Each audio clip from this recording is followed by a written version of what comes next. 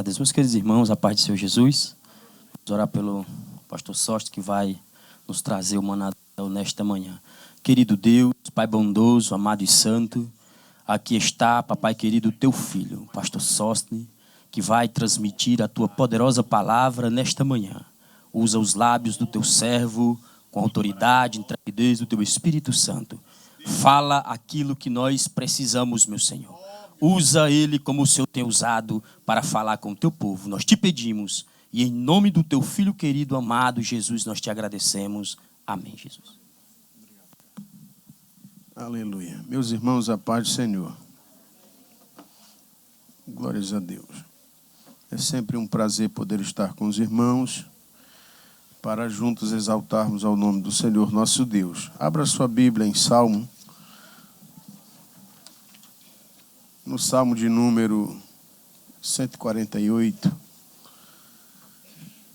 Já lemos e vamos ler mais uma vez, novamente, esse Salmo para tomarmos por base, para fazermos uso da exposição da palavra do Senhor nosso Deus. Salmo de número 148, no versículo 12, que nos diz assim: moços e moças, velhos e crianças, louvem ao nome do Senhor, pois só o seu nome é exaltado e a sua glória está sobre a terra e sobre os céus. Amém? Podeis tomar os vossos assentos. O tema que nos foi proposto, né, irmã Geisa, é esse tema ali, né? Resgatando a essência da adoração. E é um tema, sem sombra de dúvidas, importantíssimo, né? É um tema que, com toda certeza, nós temos muito a aprender. Esse próprio texto que nós lemos, ele nos mostra, ele revela que a adoração, ela não se restringe a um departamento. Ela não é só o dever de um departamento louvar a Deus. Os irmãos, as irmãs estão aqui, o departamento em si, há 13 anos executando esse trabalho, não é isso? É 13? 12? 12 anos. E há 12 anos executando essa tarefa de louvar a Deus. Sem sombra de dúvidas que esse departamento para a igreja é uma referência, é um modelo. Eu até acredito que é um modelo quando eu vejo as irmãs e também tem os irmãos que fazem parte louvando. É lógico que nós nos sentimos inspirados também a louvar a Deus. Até mesmo eu, que não sou da área do louvor, do canto, quando vejo, me sinto empolgado, sabe, por querer também louvar a Deus. Eu até tento ali atrás. Mas é certo que esse departamento, que fique bem claro, não detém a exclusividade do louvor e da adoração. Os irmãos bem perceberam que o texto diz moços e moças, velhos e crianças, conotando aqui uma extensividade da adoração a Deus. Ou seja, todos aqueles que reconhecem a Deus como um ser soberano, criador de todas as coisas, ele deve, com toda certeza, adorar a Deus, glorificar a Deus. Assim está ótimo. Então veja só, eu estava agora esses dias numa igreja lá em uma cidade chamada Chocupi, é mais ou menos assim o nome, e nós estávamos pregando, foram 3 cultos que nós pregamos lá, é isso? É mais ou menos isso. E é esse não? É. E aí nós estávamos lá nessa cidade, foram 3 cultos, com o tema, eram os 3 atributos incomunicáveis de Deus: a onisciência, a onipotência e a onipresença. E nós finalizamos abordando o tema sobre a onipotência. Oni quer dizer todo e potência fala de poder, de autoridade, de domínio. Então, se Deus ele é um Deus onipotente, é lógico, é fácil de concluirmos que ele detém toda a autoridade em si e todo o poder em si. E se nós, como criaturas de Deus, veja só, reconhecemos que o Deus que nós servimos é um Deus onipotente, que detém todo o poder, é fácil deduzirmos que nós devemos prestar louvor, culto e adoração a esse Deus. Os irmãos concordam comigo até aqui? Se é verdade, digam amém. Aí está estabelecido que nós devemos adorar a Deus, que nós devemos glorificar a Deus. Se o tema que está aqui atrás, que fala sobre resgatando a essência da adoração, é um tema que você, que eu, que todos nós ficamos curiosos em saber o que é que nós precisamos resgatar. E se falamos de resgate, é sinal de que perdemos. Ninguém tenta resgatar nada que está consigo. Se vai resgatar, é um sinal, Jackson, que não está conosco, que perdemos. A parábola da dracma perdida, que fala sobre o resgate da dracma perdida, ela se aplica porque se perdeu a dracma. Não estava mais sobre a posse, sobre o domínio. E se esse tema aqui é um tema que com toda certeza ao meu ver, é um tema especial, importantíssimo para ser abordado, irmã Geisa, nós precisamos então entender o que foi que nós perdemos, aonde foi que nós perdemos essa tão valiosa e poderosa essência da adoração. Se você der um Google aí rapidinho a respeito do que significa, ou a etimologia da palavra adoração, você vai ver que a adoração está ligada a louvor, está ligada a reverência, está ligado a exatamente essas coisas. Então, nós precisamos ver que alguns fatores precisam ser entendidos para que a gente outra vez viva e veja a maneira como Deus agia anteriormente, novamente acontecendo hoje aos nossos dias. O pastor Sérgio, o nosso pastor, ele foi muito preciso, categórico, quando ele disse que há um tempo atrás nós víamos muito do mover de Deus. Não eram somente falácias, né? Não eram somente palavras jogadas ao vento, mas a gente via, sim, realmente o poder de Deus. O meu pai foi pastor durante longos 40 e poucos anos de ministério, e o meu pai, por vezes, em cultos, em lugares remotos, quando dirigindo um trabalho, uma irmã levantava a mão e, sim, o que é que a irmã deseja? Pastor, eu quero que a igreja ore por mim. Por quê? Porque eu estou com dor de cabeça. E a irmã vinha, se ajoelhava, a igreja ficava de pé, interrompia às vezes o que estava fazendo, orava, e logo aquela irmã, na sequência, dava testemunho dizendo que Deus a havia curado da dor de cabeça. As pessoas acreditavam, elas tinham maior certeza de que Deus, ele tinha o poder para curar. Hoje é mais fácil ligar na farmácia e dizer: eu preciso de um remédio para dor de cabeça, vem rápido. E o carro para lá na porta da usina. Você nem sai de casa para ter o Tilenol, o paracetamol, não sei mais o que mol aí. Então veja só, a dependência das pessoas anteriormente por Deus, pela presença de Deus, pela manifestação do poder de Deus, era maior, era mais necessária. As pessoas recorriam mais a Deus, elas tinham maior confiança em Deus. E você via, era evidente o trabalhar de Deus, a manifestação de Deus. E exatamente por este motivo, pelo trabalhar de Deus, pela manifestação de Deus nos cultos, as pessoas adoravam, glorificavam, exaltavam mais a Deus.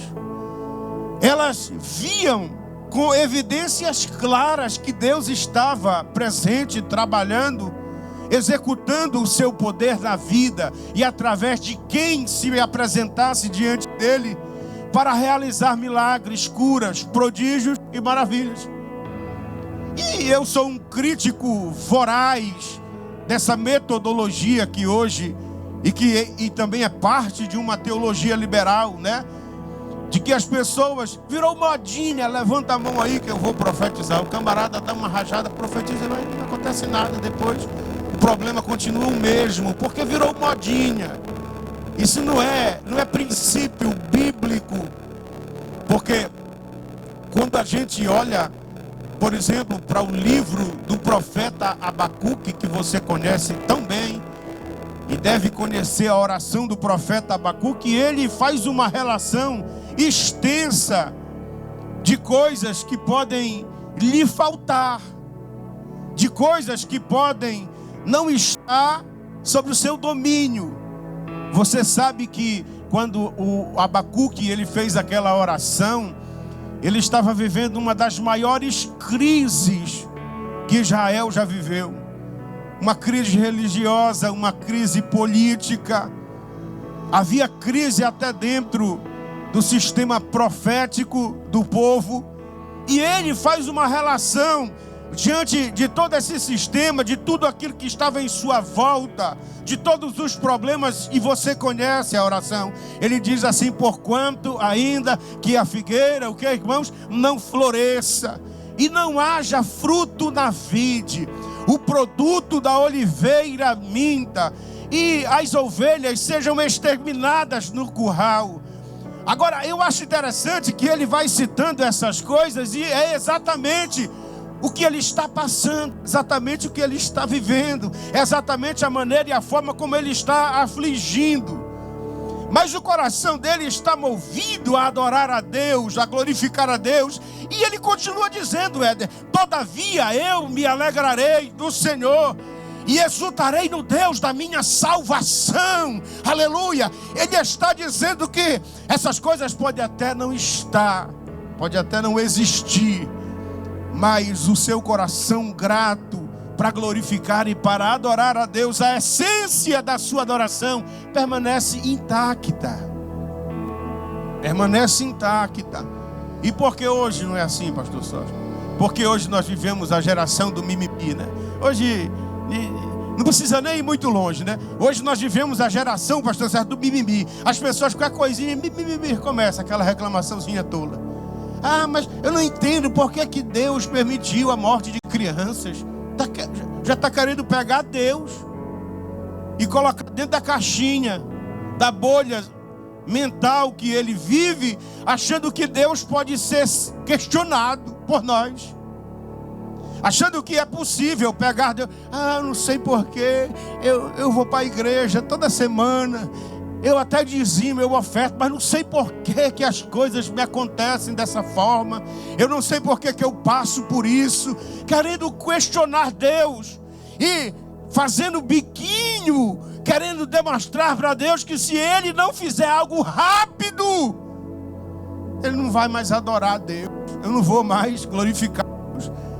Vou sair do departamento, vou fazer isso, vou fazer aquilo, achando que Deus ele pode ser colocado dentro dessa bolha que nós vemos de questionamentos nossos, como se Deus ele tivesse inteiramente sobre o nosso controle, que a gente apertasse o botão, executasse a função imediatamente em nosso favor, e não é assim. Existem coisas que somente o silêncio de Deus é a resposta. Existe um momento da nossa vida assim que o silêncio de Deus é a única coisa que Ele tem para nós naquela hora, naquele momento. O apóstolo Paulo orou, o apóstolo Paulo, não sei aqui se alguém já foi até o terceiro céu. Ele disse que foi, o apóstolo Paulo está na Bíblia, e eu acredito. E esse camarada que foi ao terceiro céu, ele orou a Deus e disse: Senhor, retira de mim esse espinho da minha carne. Orou por 3 vezes, ele disse: arranca esse espinho da minha carne, retira esse espinho da minha carne. E o Senhor somente olhou e disse: Paulo, a minha graça te basta. É tudo que eu tenho para você no momento, é isso. É que a minha graça te basta. O espinho vai continuar aí, vai ficar tudo do mesmo jeito como está, mas a minha graça agora é o que eu tenho para você. E você vê Paulo escrevendo aos Filipenses, não é isso? É a carta da alegria, não é assim? E ele está onde, né, pastor? Está nas prisões, está preso. Mas está preso, mas tem um advogado recorrendo. Não. Ah, está preso, mas tem alguém lá, porque ele era romano, tem alguém intercedendo por lá, pelos trâmites ali por trás das cortinas, dos bastidores, que está movendo os pauzinhos para tirá-lo de lá. Não, não tem ninguém. Aí ele vai e diz: alegrai-vos no Senhor, e em que mais? E na força do seu poder. Ele está dizendo, ele está preso. E sabe o que lhe aguarda, irmãos, nessa prisão? A guilhotina romana no seu pescoço.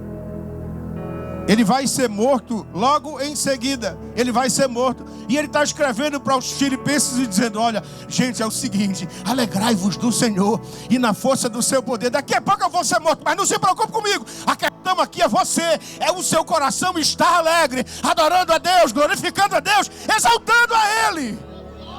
É assim. Agora escute. É por isso que o apóstolo Paulo, ele diz, e eu acho maravilhoso essa passagem bíblica de Paulo, na sua citação, ele diz assim: porque eu já estou sendo oferecido como sacrifício de libação, porque a hora da minha partida está o que, irmãos? Está próxima. Olha o que ele está dizendo: eu já estou sendo oferecido como sacrifício de libação, porque a hora da minha partida está próximo. Escute, guarda isso aqui. Eu vou concluir daqui a pouco. Se você não memorizar muito aquilo que nós estamos falando, não se esqueça disso. Ele está falando já que a hora da minha partida está próxima, eu já estou sendo oferecido como sacrifício de libação. Não existe, Jackson, adoração sem sacrifício. Guarda isso aqui, olha aqui, olha. Não existe adoração sem sacrifício. Não pode ser desconectado adoração e sacrifício. Querer colocar adoração uma coisa e sacrifício outra. São correlatas na Bíblia essas duas palavras: adoração e sacrifício. É por isso que ele está dizendo: eu já estou sendo oferecido como sacrifício de libação, porque a hora da minha partida está próxima. Era para Paulo estar desesperado, irmão. Não tinha ninguém recorrendo. Esse apóstolo Paulo aqui, que vai ser decapitado agora há pouco, sabe o que ele está fazendo? Pregando para a guarda pretoriana. Não ficou um soldado sequer sem que Paulo pregasse o evangelho aos soldados, aos mesmos soldados que iriam decapitá-lo. Imagine o carrasco. Vem cá, eu vou falar de Jesus para você. Talvez se Paulo não entendesse como é, ou se ele não tivesse consigo a essência da adoração: eu vou orar para Deus te matar, carrasco, para dar um infarto antes de me decapitar.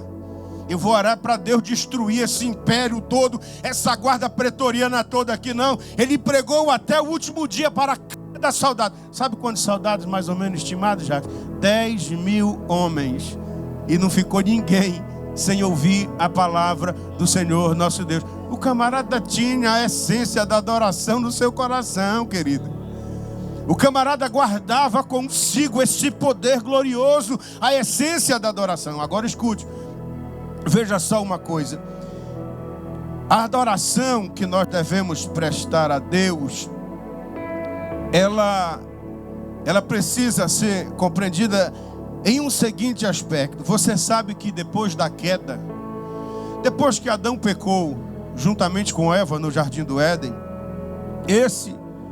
a adoração foi o único caminho que restou para nós. Nós precisamos entender que o relacionamento, a nossa comunhão com Deus, ela precisa partir da adoração que nós oferecemos a Deus. Eu não estou falando da salvação, porque aí é Jesus. Eu estou falando da adoração, da comunhão. Então todo aquele que quer se relacionar com Deus, que quer ser cheio de Deus, que quer ter a presença de Deus, ele precisa da adoração, entender o caminho da adoração. Escute isso. Quando Adão pecou, essa relação íntima, constante, ela foi rompida. É por isso que nós vamos ver no primeiro livro da Bíblia, Adão, depois da queda, se escondendo, Jackson. Ele se esconde busca a folha de figueiras para cobrir a sua nudez e se esconde. E Deus chega lá no jardim: Adão, Adão, onde é que tu estás? Ó Senhor, tem um problema aqui. Eu percebi que eu estava nu e me escondi. Foi. Mas sai de trás dessa árvore, deixa eu te ver aí. Como é que está a tua situação? Olha, Senhor, eu estou aqui com essa folha de figueira. Que coisa ridícula, Adão. Olha só, você estava bem. Eu dizia hoje para alguém, eu disse o seguinte: todos os dias de manhã, quando nós nos levantamos, aonde quer que você está, na sua casa, sei lá, no seu trabalho, eu não sei onde é que você vai estar, mas quando você se levanta, você tem duas opções. Qualquer crente, qualquer ser humano tem duas opções: a opção de obedecer a Deus e a de desobedecer a Deus. Você, quando acorda, você decide: o que é que eu vou fazer hoje da minha vida? Eu vou obedecer a Deus ou vou desobedecer a Ele? Está aí: eis que eu ponho diante de vós a bênção e o quê? E a maldição. É uma escolha sua. É você que sabe o que você vai fazer. Adão, ele já sabia, porque o Senhor já havia dito a ele: olha, de todas as árvores você pode comer, somente da árvore do conhecimento do bem e do mal dela você não pode. Você não deve tocar, você não pode comer. Agora veja só isso aqui: coube a ele decidir entre o obedecer a Deus ou obedecer à mentira do diabo. Todos os dias o diabo vai se manifestar, porque ele é o pai da mentira, através das suas mentiras, das suas ilações, tentando confundir a sua mente, tirando você daquilo que Deus determinou. O Senhor diz agora: Adão, é o seguinte, você precisa de vestes. O texto é claro, o texto diz que o Senhor fez roupas de pele de animais para Adão. Vocês se lembram daquele texto de Efésios, que o apóstolo Paulo fala sobre a couraça da justiça? Vocês se lembram? A couraça da justiça era uma vestimenta que o soldado usava por baixo da armadura, para que a armadura não ferisse o seu corpo. Então o soldado, antes de ir para a batalha, Jackson, pegava um couro de animal, um couro mais macio, porém forte, e vestia por sobre a outra roupa, uma roupa fina, de tecido mesmo, vestia por sobre ela, para que a armadura não ferisse. E naqueles lugares expostos, como aqui, nessa lateral, a couraça era uma proteção. Agora é interessante isso. Se Deus, ele faz vestimenta de pele de animal para Adão, é um sinal de que ele estava desprotegido agora. É um sinal de que ele estava vulnerável agora. É exatamente aqui que começa todo o princípio de adoração que o homem precisa prestar a Deus. Logo mais à frente, no capítulo 4 de Gênesis, o que você vê lá? Você vê Caim e Abel oferecendo sacrifício a Deus. Eles vieram e ofereceram sacrifício ao Senhor. Isso aqui que é maravilhoso. E eu quero me deter unicamente, exclusivamente, a respeito de Caim e Abel, para que você consiga entender como é que funciona a questão da adoração. Eles vieram oferecer os seus respectivos sacrifícios de adoração a Deus. Você se lembra que a Bíblia diz que Abel trouxe o melhor dos animais, das crias, daquilo que Deus houvera dado a ele, e Caim trouxe também o melhor, porém, de cereais. Você deve entender o seguinte, que nesse período ainda não havia reconhecimento de oferta de sacrifício de cereais. O Senhor só reconhecia como oferta de sacrifício os animais, não era cereais. Mas o problema é que Caim, ele não estava bem com Abel. O relacionamento de Caim não era um relacionamento de amizade. Ele não estava bem. O relacionamento deles, assim, estava estremecido. Para ele oferecer o seu sacrifício, ele tinha que ir lá com seu irmão e trazer do rebanho o melhor, colocar consigo, cuidar, zelar e depois oferecer um sacrifício. Mas havia uma extremidade, um estremecimento, melhor dizendo, no relacionamento de ambos. Isso aqui que é interessante. Para ele oferecer a sua oferta, ele tinha que pegar um cabrito do rebanho do irmão para oferecer. Ele disse: eu não vou fazer isso. Eu estou com raiva dele. Eu não vou fazer isso. Eu vou oferecer o que eu tenho aqui. Embora não seja apropriado, mas Deus vai ter que receber esse negócio. Eu não vou lá com ele. É interessante, irmãos, como é que às vezes nós imaginamos que é possível que Deus, Ele deixe de ver na nossa natureza, na nossa vida, qualquer estremecimento que temos uns com os outros, achando assim que nós podemos burlar esse sistema de sacrifício e de adoração e chegar ao altar de Deus e oferecer a nossa oferta e ver o fogo de Deus descendo e a fumaça subindo.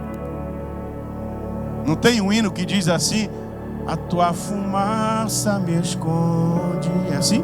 Só seus olhos me veem, debaixo de suas asas é meu abrigo, meu lugar secreto. Só tua graça me basta e tua presença é o meu prazer. Só que tem um problema, que debaixo dessa mesma asa que está o Daci, eu também vou estar. O problema é que debaixo dessa mesma asa que está um irmão, o outro também tem que estar debaixo da mesma asa. Não tem 3, 4, 5 asas, não. Vocês se lembram que o bom pastor, ele leva as ovelhas para beber água fresca, não é assim que a Bíblia diz? Leva-me as águas tranquilas, né? E refrigera a minha alma por amor do seu santo nome. E tem crente que imagina que vai acontecer assim. A ovelhinha está lá berrando, está lá, a ovelhinha está berrando, a ovelhinha está berrando. Espera aí, segura as outras ovelhas aí, que eu vou levar essa ovelhinha sozinha. Ela vai beber a aguazinha fresca dela, bebe, a ovelhinha bebe. Agora leva e traz as outras. Tem pessoas que imaginam que é assim que Deus trabalha. Vai, ovelhinha, é só berrar que Ele vai te pegar, te levar sozinha. Bebe a sua aguazinha fresca. Agora volta com a ovelhinha. E aí ela vai lá para o pasto verdejante comer, num lugar sozinho, exclusivo, isolado, porque ela é uma ovelhinha top. Ela é uma ovelhinha top de linha. É assim, irmão? Quando ele leva as ovelhas, ele leva um rebanho inteiro para beber. Vai, vamos beber. Todas as ovelhas, vai, 1, 2, 3, bebendo. As ovelhinhas bebendo as águas tranquilas que refrigeram a alma. Bebe, ovelhinha, bebe. Agora todas as ovelhas, o rebanho inteiro, vamos lá. O rebanho inteiro, vai, no pasto verdejante. Vai comer pasto verdejante, é assim.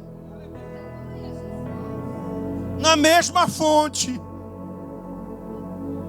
No mesmo lugar, a ovelhinha vai beber junta, vai comer pasto junto, não tem um lugar reservado não, irmão. Mas tem pessoas que eu não sei de onde ela tirou a ideia que ela é exclusividade de Deus. Que ela é uma pessoa, sabe, fora da curva, que somente ela detém esse carinho de Deus peculiar que é somente dela. Como é que a oração começa? A oração do Pai Nosso, como é que começa? Pai Nosso que está nos céus. O Pai que é pai do Jackson é o mesmo Pai meu. Não tem diferença.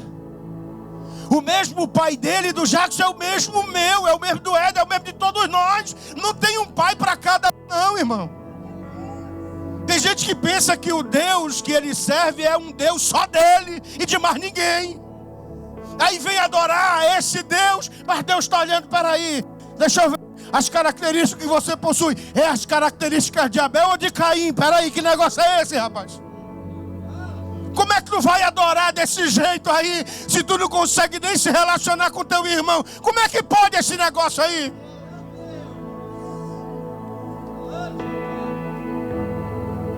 O negócio é estreito. Hoje nós vemos igrejas que pregam isso. Hoje nós vemos livros, escritores que escrevem isso.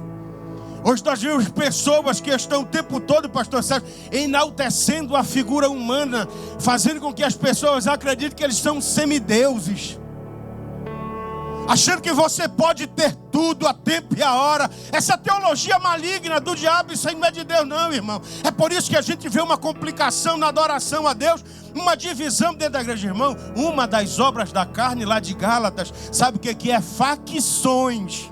Está lá, é obra da carne. Facções é uma das obras da carne descrita por Paulo aos Gálatas no capítulo 5. Lê em casa e você vai ver. Você vê essa divisão de adoração dentro da igreja, porque exatamente essas mensagens que não são de Deus, são extras bíblicas, vêm sendo pregadas e tendo espaço. Rapaz, um dia desse eu preguei uma mensagem de uma igreja, o camarada chegou comigo e disse: meu amigo, pode te despedir do Caneric, porque aqui tu não prega mais. Eu digo: não tem problema, eu já preguei a porta que Deus abriu, eu já preguei, agora é com Jesus aí, meu irmão. A palavra não volta vazia, volta não, preguei. Porque os camaradas acreditam que eles podem ter tudo a tempo e a hora. É só ele fazer o mimimi. Lá vem Deus. Olha Deus correndo para ajudar o camarada. Fica deprimido, fica frustrado, fica triste, chororô, não quer saber mais de Deus, se desanima, exatamente por causa dessas coisas. Mas eu acho linda a Bíblia, porque quem ainda detém a essência da adoração, seja na hora que chove, ele adora. Na hora que faz sol, ele adora. Se está dando tudo certo, ele adora. Se está dando tudo errado, ele adora. Porque a essência de adoração na vida desse camarada é assim. Para você ver, eu já vou concluir. Já passei 2 minutos. Escute. Para você ver como o negócio é sério. Para você ver como o negócio é sério. Escute isso aqui. Vocês se lembram que quando Jesus Cristo foi batizado nas águas, aí o Espírito Santo aparece em forma corpórea de uma pomba, né? E desce sobre ele. E aí ouve-se a voz de Deus ecoando e dizendo: este é o quê? Vamos lá. Este é o meu filho, em quem me compraz a minha alma, em quem eu amo, a quem eu amo. É assim que está escrito. Aí a Bíblia diz: e imediatamente ele foi compelido pelo Espírito ao deserto para ser tentado. Ficou lá 40 dias e 40 noites sendo tentado, jejuando, orando, sendo tentado, massacrado. Imagine, pare para pensar comigo como deve ter sido essa experiência de Jesus sendo tentado pelo próprio diabo. Sabe o que o mundo da teologia diz? Que Deus, ele não deixa o diabo te tentar, porque é pouco provável que você suporte. É assim que a teologia entende. Naturalmente falando, qualquer um de nós ser tentado pelo próprio diabo é praticamente impossível suportar. Por quê? Porque o negócio é sério. A estratégia dele é poderosa. Imagine a maneira como o próprio diabo deve ter feito com Jesus. 40 dias, debilitado, naquele deserto, fraco, sabe? As suas energias lá embaixo, mau hálito, o cabelo todo arrepiado, sendo tentado. No final do seu sacrifício, quem aparece? O diabo. Aí vai e diz assim: olha para ele e diz: ei, se tu és o filho de Deus, transforma essas pedras em pães. Como se tu és o filho de Deus? Espera aí, como assim? Deus não já havia acabado de dizer 40 dias atrás que ele era? Como é que o diabo chega e bota esse questionamento na mente do camarada? Olha a ideia dele, Jackson. Se tu és o filho de Deus, peraí, mas Deus não tinha acabado de dizer que ele era? Por que esse questionamento? Porque o diabo sabe que se ele conseguir questionar você na sua mente, a probabilidade de você cair é maior. Sabe que é mesmo? Eu sou filho de Deus e estou passando por isso, olha aí. Ah, é porque Deus não me ama. Ah, é porque Deus se esqueceu de mim. Ah, é porque Ele não me quer bem. Ah, é porque não... Deus tinha acabado de dizer 40 dias atrás que Jesus era o seu filho amado. Não havia dúvida sobre isso. Ponto. O diabo chegou e disse: se tu és, já pondo em dúvida, o filho de Deus, transforma essas pedras em pães. Sabe o que ele está dizendo? Porque não é possível que tu seja filho de Deus. Olha a situação que você está. Olhe para cá, irmãos, estou concluindo. Olha o questionamento do diabo. Não é possível que você sirva a Deus dessa maneira. Olha a situação que tu está aí, meu irmão. Tu está quase sendo despejado dessa casa que tu vive. Não é possível que tu seja filho de Deus. Não é possível que você seja filho de Deus. Olha aí, dá uma olhada, é simples, é só dar uma olhada aí para os ímpios. Olha aí como eles prosperam. As companhias crescem, tudo deles é bom, está abençoado. Não é possível que tu seja um filho de Deus. Aí o bobão, sabe, que não entende das coisas, diz: realmente, Satanás, tu tem verdade. Tu está falando a verdade, realmente é. Já colocou em dúvida que ele é filho de Deus ou não. Isso é uma estratégia do diabo, irmão. O que você vê hoje nessas igrejas aí? Você não pode passar por isso. Você tem uma porta aberta. Que não sei o que não sei o que. Um bocado de gente olhando para isso, acreditando, não, porque é um filho de Deus. Você é príncipe de Deus. Você é a coroa da criação. E o camarada vai duvidando. Eu sou a coroa da criação de Deus, mas meu nome está sujo. Deus diz que me ama. Ele fala que gosta de mim, mas olha a situação que eu estou, vendendo almoço para comprar janta. Não tem tempo para nada, né?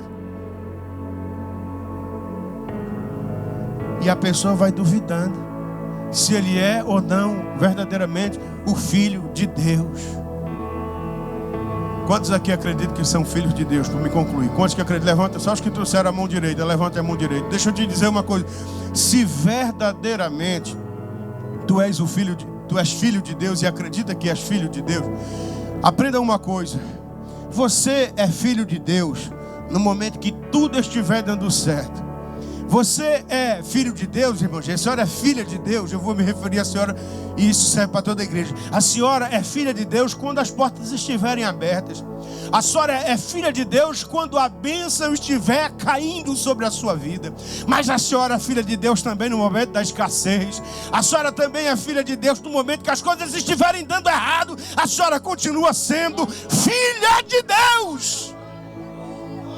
Não tem esse negócio de só dizer que é filho de Deus quando tudo está bem. Quando tudo está dando errado, eu continuo sendo filho de Deus.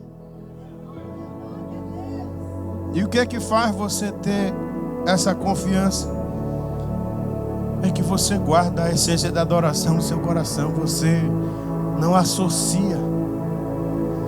Você não associa circunstâncias de momento com o futuro glorioso que você tem guardado por Cristo na eternidade. Como é que o texto diz, pastor Sérgio? É que as aflições desse tempo presente não podem ser comparadas, não é isso?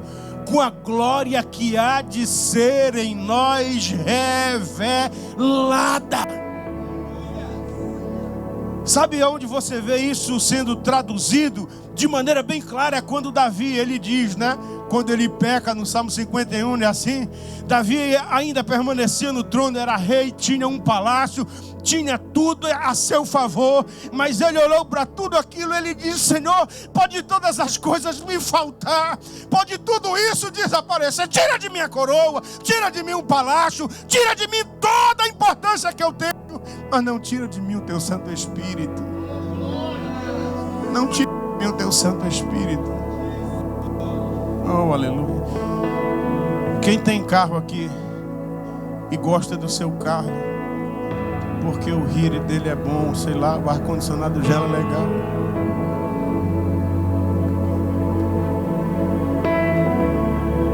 Isso não é nada diante daquilo que Deus reserva, guarda até agora para você na eternidade: a tua fazenda, os teus bens, a tua beleza, se é que é, sei lá, os teus sonhos.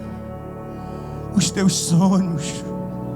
Uma mãe liga numa rádio e diz: olha, eu passei a minha vida inteira servindo a Deus, mas eu quero dizer que hoje eu desisti. Eu abandono a minha fé, porque eu queria saber onde era que Deus estava quando a minha filha de 7 anos foi trucidada por um caminhão que passou por sobre ela. Eu quero saber onde é que Deus estava. Ela não tinha pecado. Um pastor levantou a mão e disse: eu posso responder. Não responda, pastor. Ele foi e disse: minha querida, Deus estava e está aonde Ele sempre esteve. Ele nunca saiu do lugar de onde Ele estava e está até agora. Nada pode mover Deus. Vou mover Deus para cá. Não, nada pode mover Deus. Ele está lá. E a Bíblia diz que Ele está nos céus assentado sobre um alto e sublime trono. E a sua glória está sobre a terra. Nada pode mover Jackson, nada pode mover Deus do seu lugar, da sua posição de autoridade. Ele está no mesmo lugar.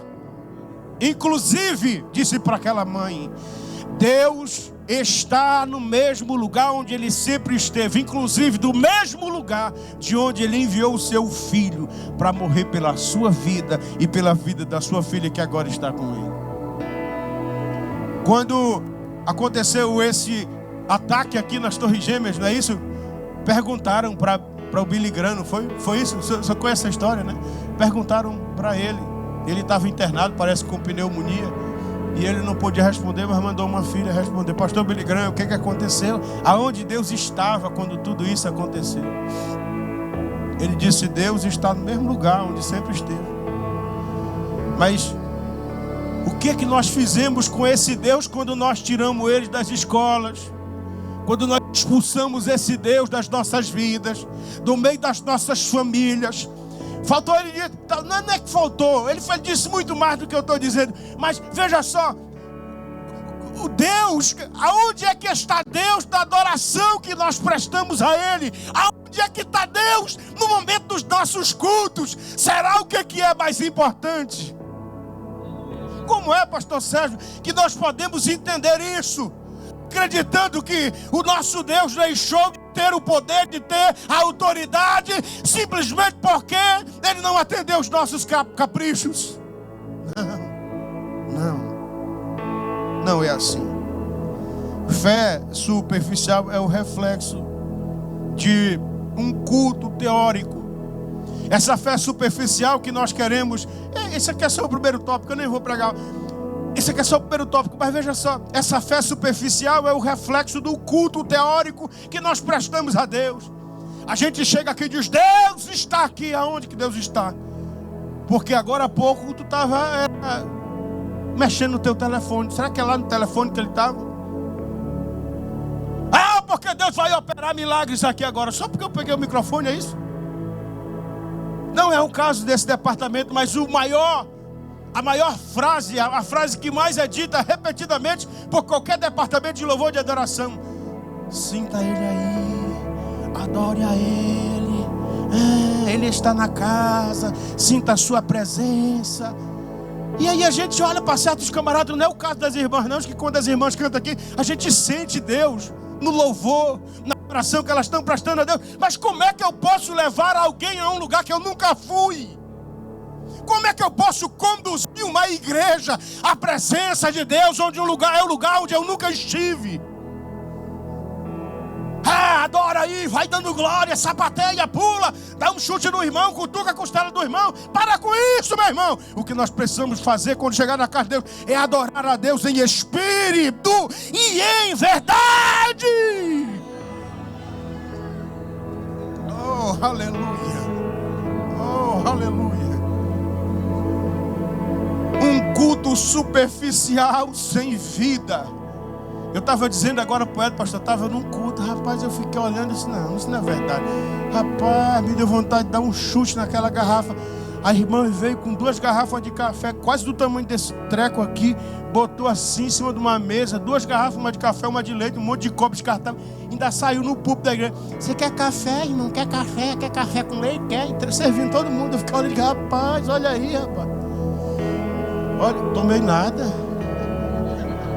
Falei na tora para ela, eu disse assim, irmã, não, eu não bebo nada assim na igreja, não. Eu vim só para adorar mesmo. Ela ficou morrendo com a cara ruim. Pensou assim, isso deve ser muito santo. Banalização do ambiente de culto. Sabe, banalizaram as coisas de Deus, uma irreverência na casa de Deus. Sabe, aqui eu gosto de vir nesse lugar aqui, é por isso que Deus me traz muitas vezes aqui, porque a gente vê a reverência, o cuidado. Mas o pastor Sérgio é demais, Deus me livre, olha aí. Isso aqui é um ambiente de culto, é um lugar santo, sagrado, oferecido a Deus. Nós temos que ter reverência. Os nossos filhos que são crianças, irmãos, escute isso. Eles correm de um lado para o outro, mas não é porque... Eles precisam só entender que você se ajoelhar e deixar ele ver dentro dos seus olhos isso. Meu filho, cuidado, meu filho. Isso aqui é a casa de Deus. Teme a Deus, meu filho. Teme a Deus, cuidado. E deixar o seu filho olhar dentro dos seus olhos e ver que você não tem só temor, você tem tremor também dentro da sua alma. A sua alma treme diante da presença de Deus. A sua alma treme. Oh, aleluia. Aleluia. Que Deus em Cristo nos abençoe, meus queridos irmãos. Que Deus em Cristo nos abençoe. Outro dia nós terminamos essa mensagem em nome de Jesus.